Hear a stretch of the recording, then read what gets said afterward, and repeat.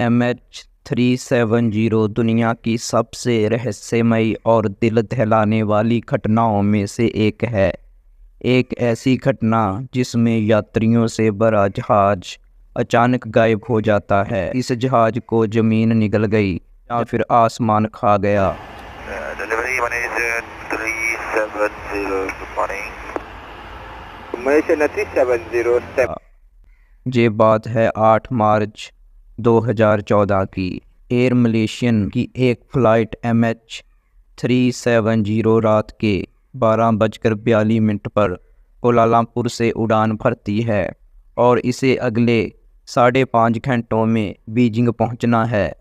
ये फ़्लाइट इस रूट पर आमतौर पर चलती रहती थी। इस प्लेन में कुल 239 लोग सवार थे, जिनमें 227 यात्री और 12 क्रू मेंबर्स। इस फ़्लाइट के कप्तान है जहरी अहमद शाह, जो कि एक अनुभवी पायलट हैं जिनको 33 साल का फ़्लाइट उड़ाने का अनुभव है। और इस फ़्लाइट के को पायलट हैं फारिक अहमद, जिन्हें फ़्लाइट उड़ाने का 7 सालों का अनुभव है। रात 1:08 पर यह फ़्लाइट मलेशियन कोस्ट लाइन को पार करते हुए साउथ चाइना सी के ऊपर पहुंच जाती है। ये फ़्लाइट ज़मीन से 35,000 फीट की ऊंचाई पर उड़ रही होती है। ये फ़्लाइट अभी भी कोलालमपुर की ATC के संपर्क में है। सब कुछ नॉर्मल चल रहा है।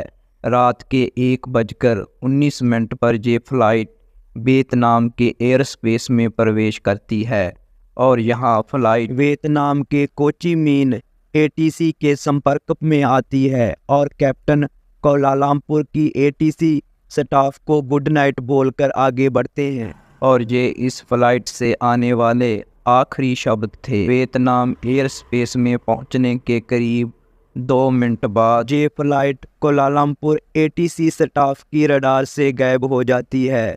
अब ये बात कोलालमपुर ATC के स्टाफ के लिए नॉर्मल बात है, क्योंकि ये फ़्लाइट उनसे बहुत दूर वियतनाम एयर स्पेस में पहुंच चुकी थी। लेकिन रहस्यमयी तरीके से ये फ़्लाइट वियतनाम के कोचिमिन ATC स्टाफ की रडार से भी गायब हो जाती है। कोचिमिन ATC स्टाफ बार बार इस फ़्लाइट से संपर्क करने की कोशिश करता है, लेकिन उन्हें कोई जवाब नहीं मिलता। कोचिमिन ATC स्टाफ इस बात की जानकारी तुरंत कोलालमपुर ATC स्टाफ को देता है। किसी को समझ नहीं आ रहा था कि ये फ़्लाइट कहाँ और कैसे कहाँ गायब हो गई। सभी को लग रहा था कि किसी तकनीकी खराबी की वजह से ये फ़्लाइट से संपर्क नहीं हो पा रहा। देखते ही देखते सुबह हो जाती है और सुबह 6:30 बजे इस फ़्लाइट को बीजिंग में लैंड कर जाना चाहिए था, लेकिन ये फ़्लाइट वहाँ पहुँची ही नहीं। तुरंत इस फ़्लाइट को खोजने के लिए सर्च अभियान चालू किया गया और जहाँ पर फ़्लाइट से आखिरी बार संपर्क टूटा था, उस जगह के तकरीबन 100 किलोमीटर के दायरे में समुंदर में छानबीन शुरू की जाती है। अभियान इतना बड़ा था कि इस फ़्लाइट को ढूंढने में 7 देशों ने अपने अपने एयरक्राफ्ट और हेलीकॉप्टरों को अभियान में लगा दिया। करीब 3 दिनों से भी ज़्यादा समय गुजर जाता है, लेकिन खोजी दल को इस फ़्लाइट का कोई भी सुराग हाथ नहीं लगता। इस घटना के करीब 4 दिन बाद इस फ़्लाइट से संबंधित एक और रहस्यमयी मामला सामने आता है, जिसने सबके होश उड़ा दिए। दरअसल ये फ़्लाइट सिविलियन रडार से तो गायब हो चुकी थी, लेकिन अभी भी एक मिलिट्री रडार इस फ़्लाइट को ट्रैक कर रही थी। इस फ़्लाइट के बारे में मिलिट्री की रडार से मिलने वाला डाटा जिसने सबको हैरान कर दिया। दरअसल मिलिट्री रडार के डाटे के अनुसार जब ये फ़्लाइट वियतनाम एयर स्पेस में पहुंची और सिविलियन रडार से गायब हुई, उसके बाद इस फ़्लाइट ने राइट टर्न लिया और उसके बाद यू टर्न लेकर वापस मलेशिया की ओर उड़ने लगी। 31 मिनट के बाद जहाज ने पिनांग शहर को पार करते हुए मलक्का स्ट्रेट की ओर टर्न लिया और ये फ़्लाइट अंडमान और निकोबार आइलैंड की ओर उड़ने लगी। रात के 2:22 तक मिलिट्री रडार ने इस जहाज़ को ट्रैक किया। उसके बाद जहाज मिलिट्री रडार की पहुंच से भी दूर निकल गया। अभी तक जिस जगह पर प्लेन को ढूंढा जा रहा था वहां तो कोई प्लेन था ही नहीं। इस घटना ने अब एक नया मोड़ ले लिया था। आखिर ये प्लेन कहाँ गया? इस फ्लाइट ने सीधा जाना तो बीजिंग था, इसने यू टर्न क्यों लिया और ये इंडियन ओशन की ओर क्यों पहुंचा? और मिलिट्री रडार से गायब होने के बाद ये प्लेन किधर मुड़ा? सवाल अनेक थे लेकिन जवाब कोई भी नहीं। अब खोजकर्ताओं के पास एक बड़ी चुनौती थी, इंडियन ओशन के एक बड़े भाग में सर्च अभियान करना। जो रेस्क्यू टीम अब तक प्लेन को गल्फ और थाईलैंड साउथ चाइना सी में ढूंढ रही थी, उसने अब इंडियन ओशन के इस भाग में प्लेन को ढूंढना शुरू कर दिया।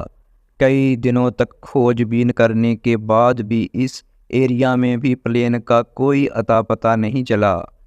इस प्लेन की गुत्थी को अभी तक कोई समझ नहीं रहा था कि कुछ दिन बाद इस कहानी ने एक और नया मोड़ ले लिया और सबको हैरान कर दिया।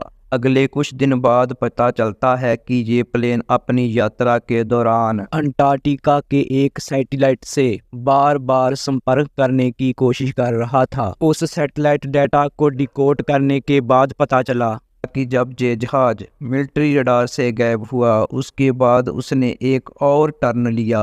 अगले 5 घंटों तक इसी दिशा में लगातार इंडियन ओशन के ऊपर उड़ता रहा और इस प्लेन ने सुबह 8:12 पर आखिरी बार सैटेलाइट से संपर्क बनाने की कोशिश की। जब बाद में खोजकर्ताओं ने जहाज के फ्यूल और स्पीड की कैलकुलेशन कर पता लगाया तो उन्हें ऑस्ट्रेलिया से करीब 2000 किलोमीटर वेस्ट में इंडियन ओशन के इस एरिया में जहाज के होने की आशंका जताई। और इसके बाद शुरू होता है दुनिया का सबसे बड़ा सर्च ऑपरेशन और एक बड़े स्तर पर समुद्र के इस भाग की तहकीकात शुरू होती है, लेकिन इस जहाज का कोई नामो निशान नहीं मिलता। फिर अप्रैल 2014 के बाद समुद्र के ऊपर चलने वाले सर्च ऑपरेशन को बंद कर डीप ओशन सर्च को चालू किया गया, जिसमें आधुनिक तकनीक से समुद्र के नीचे मैपिंग की गई और जहाज को सालों तक ढूंढा जाता रहा।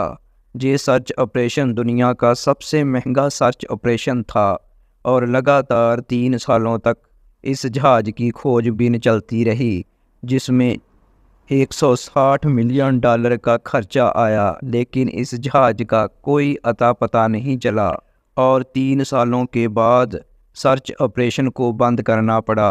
हालांकि इस प्लेन का कोई अता पता नहीं चला, लेकिन इस प्लेन के गायब होने के 1 साल बाद मैडा सागर के एक आइलैंड पर इस जहाज का एक टुकड़ा मिला जो समुद्र की लहरों के साथ इस आइलैंड पर पहुंच गया था। जहाज का फ्लैप रन ये प्लेन का वो हिस्सा होता है जो लैंडिंग के समय काम आता है। जब इस फ्लैप रन पर रिसर्च की गई तो इस जहाज के एक खौफनाक मंजर से पर्दा उठता है। पर्ट का मानना था कि जब ये जहाज समुद्र में क्रैश हुआ तो ये अपनी नोज के बल पानी से टकराया, जिससे ये माना जाने लगा कि फ्लाइट 370 को जानबूझकर क्रैश करवाया गया था। आखिर इस फ्लाइट को क्यों क्रैश करवाया गया था? इसके पीछे किसका हाथ था? इसकी छानबीन के लिए मलेशियन पुलिस ने तहकीकात शुरू कर दी। इस तहकीकात के दौरान फ्लाइट से संबंधित कई और राज निकल के सामने आए, जिसने सबको चौंका दिया। अगर आप ये जानने में दिलचस्प हैं कि इस फ्लाइट को क्या हुआ था, ये फ्लाइट कहाँ गायब हो गई, कमेंट कर ज़रूर बताएं।